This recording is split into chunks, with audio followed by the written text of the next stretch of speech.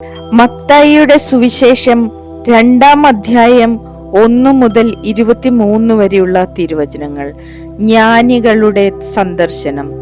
ഹേറോദേസ് രാജാവിന്റെ കാലത്ത് യൂദയായിലെ ബെത്ലഹേമിൽ യേശു ജനിച്ചപ്പോൾ പൗരസ്ത്യ ദേശത്ത് നിന്ന് ജ്ഞാനികൾ ജെറുസലേമിലെത്തി.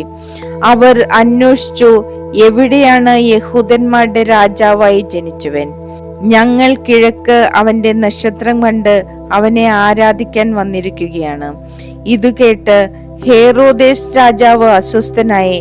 അവനോടൊപ്പം ജെറുസലേം മുഴുവനും അവൻ പ്രധാന പുരോഹിതന്മാരെയും ജനത്തിന്റെയും ഇടയിലെ നിയമജ്ഞരെയും വിളിച്ചുകൂട്ടി ക്രിസ്തു എവിടെയാണ് ജനിക്കുന്നതെന്ന് ചോദിച്ചു. അവർ പറഞ്ഞു, യൂദായിലെ ബെത്ലഹേമിൽ. പ്രവാചകൻ എഴുതിയിരിക്കുന്നു, യൂദായിലെ ബെത്ലഹേമേ, നീ യൂദായിലെ പ്രമുഖ നഗരങ്ങളിൽ ഒട്ടും താഴെയല്ല. എന്റെ ജനമായ ഇസ്രായേലിനെ നയിക്കാനുള്ളവൻ നിന്നിൽ നിന്നാണ് ഉത്ഭവിക്കുക. അപ്പോൾ ഹേറോദേസ് ആ ജ്ഞാനികളെ രഹസ്യമായി വിളിച്ച് നക്ഷത്രം പ്രത്യക്ഷപ്പെട്ടത് എപ്പോഴെന്ന് സൂക്ഷ്മമായി ആകാംക്ഷയോടെ അന്വേഷിച്ചറിഞ്ഞു. അവൻ അവരെ ബെത്ലഹേമിലേക്ക് അയച്ചുകൊണ്ട് പറഞ്ഞു, പോയി ശിശുവിനെ പറ്റി സൂക്ഷ്മമായി അന്വേഷിക്കുക. അവനെ കണ്ടു കഴിയുമ്പോൾ ഞാനും ചെന്ന് ആരാധിക്കേണ്ടതിന് എന്നെയും അറിയിക്കുക. രാജാവ് പറഞ്ഞത് കേട്ടിട്ട് അവർ പുറപ്പെട്ടു. കിഴക്കു കണ്ട നക്ഷത്രം അവർക്ക് മുമ്പേ നീങ്ങിക്കൊണ്ടിരുന്നു. അത് ശിശു കിടക്കുന്ന സ്ഥലത്തിന് മുകളിൽ വന്നു നിന്നു. നക്ഷത്രം കണ്ടപ്പോൾ അവർ അത്യധികം സന്തോഷിച്ചു. അവർ ഭവനത്തിൽ പ്രവേശിച്ച് ശിശുവിനെ അമ്മയായ മറിയത്തോടു കൂടെ കാണുകയും അവനെ കുമ്പിട്ട് ആരാധിക്കുകയും ചെയ്തു. നിക്ഷേപ പാത്രങ്ങൾ തുറന്ന് പൊന്നും കുന്തുരുക്കവും മീറിയും കാഴ്ചയർപ്പിച്ചു. ഹേറോദേസിന്റെ അടുത്തേക്ക് മടങ്ങിപ്പോകരുതെന്ന് സ്വപ്നത്തിൽ മുന്നറിയിപ്പ് ലഭിച്ചതനുസരിച്ച് അവർ മറ്റൊരു വഴിയെ സ്വദേശത്തേക്ക് പോയി. ഈജിപ്തിലേക്കുള്ള പലായനം. അവർ പോയി കഴിഞ്ഞപ്പോൾ കർത്താവിന്റെ ദൂതൻ സ്വപ്നത്തിൽ പ്രത്യക്ഷപ്പെട്ടു. ജോസഫിനോട് പറഞ്ഞു, എഴുന്നേറ്റ് ശിശുവിനെയും അമ്മയെയും കൂട്ടി ഈജിപ്തിലേക്ക് പലായനം ചെയ്യുക.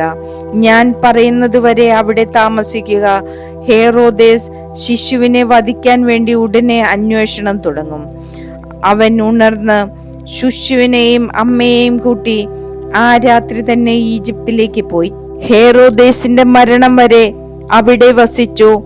ഈജിപ്തിൽ നിന്ന് ഞാൻ എന്റെ പുത്രനെ വിളിച്ചു എന്ന് പ്രവാചകനിലൂടെ കർത്താവ് അരുളി ചെയ്തത് പൂർത്തിയാകാനാണ് ഇത് സംഭവിച്ചത്.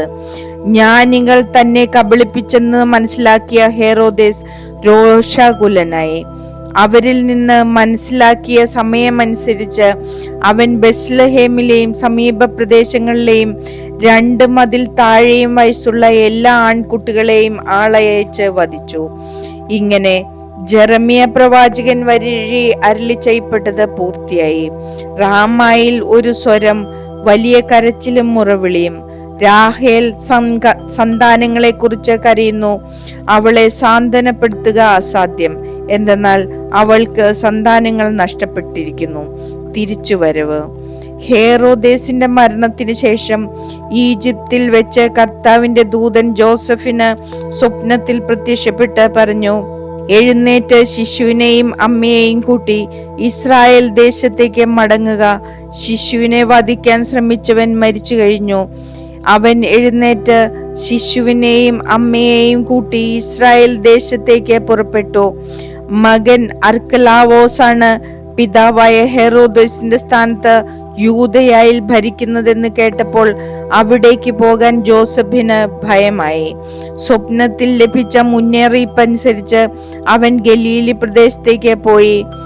അവൻ നസ്രായൻ എന്ന് വിളിക്കപ്പെടും എന്ന് പ്രവാചകൻ വഴി അരുളി ചെയ്യപ്പെട്ടത് നിവൃത്തിയാകുവാൻ നസ്രത്ത് എന്ന പട്ടണത്തിൽ അവൻ ചെന്നു പാർത്തു.